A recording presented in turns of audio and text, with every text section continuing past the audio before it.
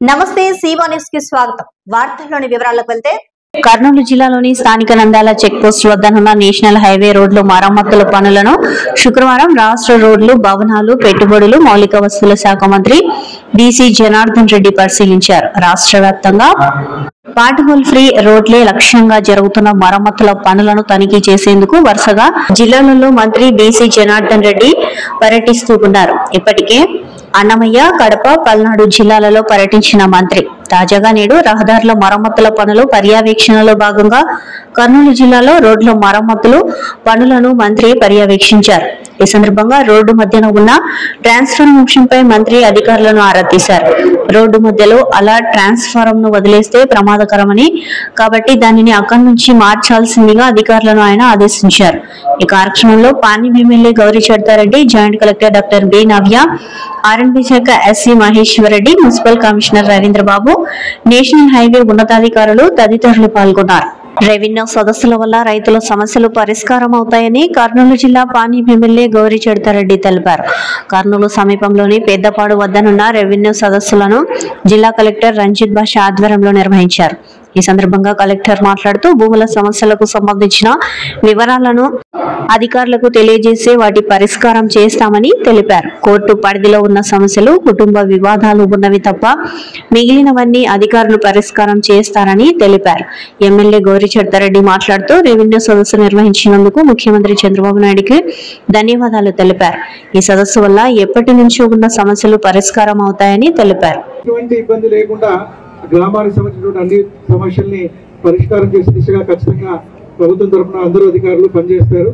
Definitely ఈ రోజే కాదు, ఈ రోజు మీ దగ్గర నుంచి రోజు కలెక్ట్ చేస్తున్నాం. సాయంత్రం దాకా ఇక్కడ ఆఫీసర్స్ అందరూ ఇక్కడే ఉంటారు. అన్ని అర్జీలు తీసుకున్న తర్వాత ఇక్కడ నుంచి వెళ్తారు.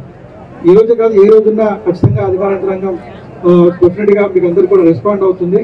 కొన్ని సమస్యలు, కొన్ని ఫ్యామిలీ డిస్ప్యూట్స్ కావచ్చు, కోర్టులో ఉన్న వివాదాలు కావచ్చు, వాటిలో కొద్దివరకు అధికారులు చేయలేని స్థితి ఉంటుంది. సో అది తప్ప మిగతా అన్ని కూడా డెఫినెట్ గా సాల్వ్ చేయడానికి ఖచ్చితంగా అందరూ ట్రై చేస్తారని చెప్పేసి ఈ సందర్భంగా మీ అందరికీ గ్రామస్తులందరికీ తెలియజేస్తూ చంద్రబాబు నాయుడు గారికి ఈ సందర్భంగా కృతజ్ఞతలు తెలియజేసుకుంటున్నా. ఎందుకంటే ఈ రెవెన్యూ సదస్సులు మన పాణ్యం నియోజకవర్గానికి ఎంతో అవసరం. చాలా మంది నష్టపోతా ఉన్నారు, చాలా మంది ఇబ్బందులకు గురవుతా ఉన్నారు. ఒక్క గ్రామమే కాదు, మండలంలో అన్ని గ్రామాలు ఈ సమస్యతో సతమతం అవుతా ఉన్నాం. కాబట్టి ఈ సమస్యలను త్వరితగతిన పూర్తి చేసి ప్రతి ఒక్క రైతుకు న్యాయం చేయాల్సిందిగా కూడా మిమ్మల్ని ఈ సందర్భంగా నేను విన్నవించుకుంటున్నా. 68వ అంబేద్కర్ వర్ధంతి సందర్భంగా వాడవాడల ఘన నివాళి అర్పించిన కేవీపీఎస్ అంబేద్కర్ ఆశయాన్ని ఆయుధంగా మార్చాల్సిన సమయం ఇదే అన్న నాయకులు. డాక్టర్ బాబాసాహెబ్ అంబేద్కర్ 68వ వర్ధంతి సందర్భంగా కుల వివక్ష వ్యతిరేక పోరాట సంఘం ఆధ్వర్యంలో వాడవాడల బాబాసాహెబ్ కు ఘన నివాళులు అర్పించారు. కర్నూలు పాత బస్టాండ్ వద్దనున్న అంబేద్కర్ విగ్రహానికి కేవీపీఎస్ జిల్లా ఉపాధ్యక్షులు PS Radhakrishna, NG Krishna, RVS జిల్లా కార్యదర్శి శ్రీ గురుశేఖర్, ఓల్డ్ సిటీ అధ్యక్ష కార్యదర్శులు రమణ, గురుస్వామి, ఉపాధ్యక్షులు లక్ష్మీనారాయణ, వెంకటేశ్వర్లు పూలమాలలు వేసి ఘనంగా నివాళులు అర్పించారు. కర్నూలు నగరంలోని ఇందిరాగాంధీ నగర్ ఆర్చి ముందు ఉన్న కేవీపీఎస్ పతాకం వద్ద న్యూ సిటీ కార్యదర్శి ఎం భాస్కర్, ఉపాధ్యక్షులు ఎస్ రోసయ్య, వార్డ్ మాజీ కార్పొరేటర్ రాముడు, నాయకులు అయ్యన్న పూలమాలలు వేసి నివాళులు అర్పించారు. ఈ కార్యక్రమంలో నరసింహులు, నాగేశ్వరరావు, మల్లికార్జున, కృష్ణ, రమేష్, సిటీ అధ్యక్షులు యేసరాజు అంబేద్కర్ కు పూలమాలలు వేసి నివాళులు అర్పించారు. మంత్రాలయం మండల కేంద్రంలో కేవీపీఎస్ మండల కార్యదర్శి అంచి అధ్యక్షతన వర్ధంతి కార్యక్రమం నిర్వహించారు. ఈ కార్యక్రమాన్ని ఉద్దేశించి ఉపాధ్యక్షులు హెచ్ జయరాజు మాట్లాడారు. ఈ సందర్భంగా వారు మాట్లాడుతూ దేశంలో దళిత గిరిజనుల పైన, మహిళల పైన పాషణీయమైన దాడులు, దౌర్జన్యాలు పెరిగిపోతున్నాయని అన్నారు. పాలకులు వీటిని అరికట్టడం కాదు కదా, ఉన్న చట్టాలను సైతం నీరు కారుస్తున్నారని అన్నారు. అంబేద్కర్ ఆశయాలకు మరింత పదును పెట్టి ఆచరణలో పెట్టాల్సిన అసలైన సమయం ఇదే అని గుర్తు చేశారు.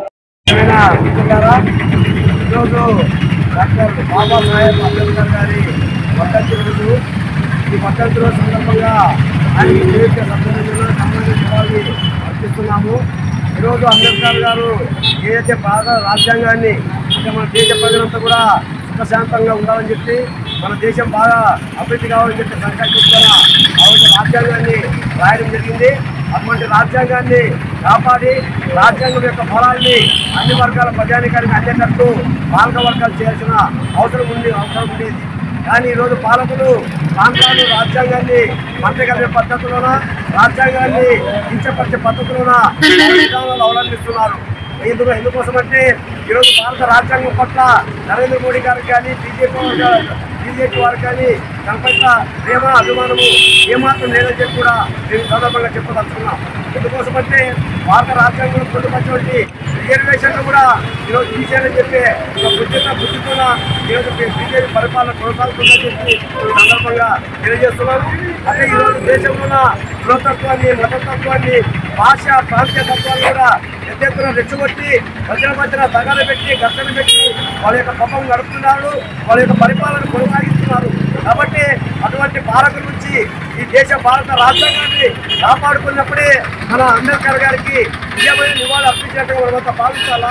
అందుకోసం అన్ని వర్గాల ప్రజానికం ఈ పాలక వర్గాల యొక్క విధానాలకు వ్యతిరేకంగా నిలబడి ఈ భారత రాజ్యాంగాన్ని పరిరక్షిస్తున్నందున వాళ్ళందరూ భాగస్వామ్యం కావాలని చెప్పి ఈ సందర్భంగా విజ్ఞప్తి చేస్తున్నారు. ఎన్నికల సమయంలో ఇచ్చిన హామీలన్నీ ముఖ్యమంత్రి చంద్రబాబు నాయుడు అమలు చేస్తున్నారని కూడా చైర్మన్ సోమిశెట్టి వెంకటేశ్వర్లు కర్నూలులో అన్నారు. ప్రతి సంవత్సరం దివ్యాంగులకు అనుకూలంగా ఉండే 1750 మోటార్ వాహనాలను ఇస్తామని ప్రకటన చేయడంతో కర్నూలులో విభిన్న ప్రతిభావంతుల ఆధ్వర్యంలో ముఖ్యమంత్రి నారా చంద్రబాబు నాయుడు ఫ్లెక్సీకి పాలాభిషేకం చేశారు. ఈ సందర్భంగా దివ్యాంగులు మాట్లాడుతూ గత ప్రభుత్వంలో తమకు పెన్షన్ సరిగా వచ్చేది కాదని కూటమి ప్రభుత్వం వచ్చిన తర్వాత పెన్షన్ రెట్టింపు చేయడంతో పాటు సంక్షేమ పథకాలు అమలు చేయడం తమకు మానసిక ధైర్యాన్ని ఇస్తున్నందుకు ముఖ్యమంత్రికి ధన్యవాదాలు తెలుపుతున్నామని అన్నారు. చంద్రబాబు నాయుడు ముఖ్యమంత్రి అయిన తర్వాత ఎన్నికల ముందు ప్రజలకు ఏదైతే వాగ్దానం చేశాడో అన్ని వర్గాల వారికి ఏ ఒక్కరికి అన్యాయం జరగకుండా ప్రతి ఒక్కరిని కాపాడుకునే బాధ్యత నా మీద ఉంది. ప్రతి ఒక్కరు నాకు సంతృప్తిగా సంతోషంగా ఓట్లు వేసి తెలుగుదేశం పార్టీ గెలిపించారు కనుక వాళ్ళకు కూడా న్యాయం చేయాలనే ఉద్దేశంతో ప్రపంచంలో ఉన్నటువంటి ఈ వికలాంగులకు ప్రపంచ దినోత్సవ సందర్భంగా వాళ్లకు ప్రతి ఒక్కరికి చాలామంది సాయం చేయాలనే ఉద్దేశంతో ఆ దినం 1750 మందికి వికలాంగులకు బైకులు ఇచ్చేదానికి ఈరోజు తెలుగుదేశం పార్టీ అధినేత చంద్రబాబు ప్రకటించడం జరిగింది. అధికారులు అధికార పార్టీ నాయకుల అనుచరుల ఇండ్ల ముందు రోడ్లు వేస్తూ గుంతలు పడ్డ రోడ్లపై స్పందించని అధికారులు అడుగడుగునా గుంతలు పడి ప్రమాదాలకు నిలయంగా మారిన 60 అడుగుల రోడ్డు గుంతల్లో మట్టి కూడా వేయించని ఇంజనీర్లు. జాతీయ రహదారి సమీపంలో విష్ణు టౌన్షిప్లో 60 అడుగుల రోడ్డు శిథిలమై పెద్ద పెద్ద గుంతలు పడి ప్రమాదాలకు నిలయంగా మారిన నగరపాలక సంస్థ అధికారులు స్పందించడం లేదని అధికారులు అధికార పార్టీ నాయకుల అనుచరుల వల్ల ఇండ్ల ముందు రోడ్లు వేస్తూ పన్నులు చెల్లించే ప్రజలకు రోడ్డు సౌకర్యం ఏర్పాటు చేయాలనే స్పృహ కూడా నగరపాలక సంస్థ అధికారులకు లేదని స్థానిక అపార్ట్మెంట్స్ అసోసియేషన్ల ప్రతినిధులు కేవి మల్లికార్జున, వి రామిరెడ్డి, ఎం ముస్తఫా, పట్టణ పౌర సంక్షేమ సంఘం నాయకులు ఎరిగినేని పుల్లారెడ్డి ఆవేదన వ్యక్తం చేశారు. శుక్రవారం ఉదయం పీపీఎస్ఎస్ ప్రతినిధి బృందం స్థానిక అపార్ట్మెంట్ల అసోసియేషన్ ప్రతినిధులతో కలిసి ఆ కాలనీలో పర్యటించారు. ఈ పర్యటనలో ఏ బలరాం రెడ్డి, వేణుగోపాల్ రెడ్డి, ఎండి సయీఫ్ బాషా, ఎం అనీష్, రఘురామ్ రెడ్డి, మహమ్మద్ యూనిస్, రమణగౌడ్, వెంకటేశ్వర్లు, అన్వర్ బాషా తదితరులు పాల్గొన్నారు. ఇక్కడ మా విష్ణు టౌన్షిప్ రోడ్లో సుమారు 60 అడుగుల రోడ్డు ఇది. ఇంత పెద్ద రోడ్డుని కూడా పట్టించుకోవడం లేదు. ఈ మున్సిపల్ కార్పొరేషన్ వాళ్ళు దయచేసి ఈ రోడ్లో ప్రయాణించే వాళ్ళందరూ ఫ్యామిలీలు, చిన్నపిల్లలు, వాళ్ళు పెద్ద పెద్ద గుంతలు ఉన్నాయి. ఈ గుంతల వల్ల చాలా ఇబ్బంది పడుతున్నారు. అందరూ చాలా తీవ్ర నష్టం జరుగుతుంది. ఇక్కడ కరెక్ట్ 8 నెలల క్రితం ఈ రోడ్డు వేసినారు. ఆ రోడ్డు వేసినప్పుడు కూడా ఊగే పైపైన తూక్పాలి చేసేసినారు ఇల్లు ఆ రోజు ఉన్న అధికారులు. నెలల తరబడి జనం కింద పడుతుంటే కూడా రోడ్లు వేయడం లేదు. మంచినీళ్ళు నీళ్ళల్లో కలుషితమవుతూ ఉన్నాయి, మురికి నీళ్ళు వస్తూ ఉన్నాయి. ఫోటోలతో సహా చూపించినాం మేము. అయ్యా వాల్ ఫిట్స్ లీక్ అవుతుండయి, పందులు పొరలాడుతూ ఉన్నాయి, నీళ్లు లీక్ అవుతూ ఉన్నాయి. దీన్ని మరమ్మతులు చేయంటే 6 నెలలైనా కూడా మరమ్మతులు చేయడంలే. ప్రజలు స్నానం చేసే దురద వస్తూ ఉంది. ఇంత నిర్లక్ష్యంగా ఉంటే ప్రజలు క్షమించరు.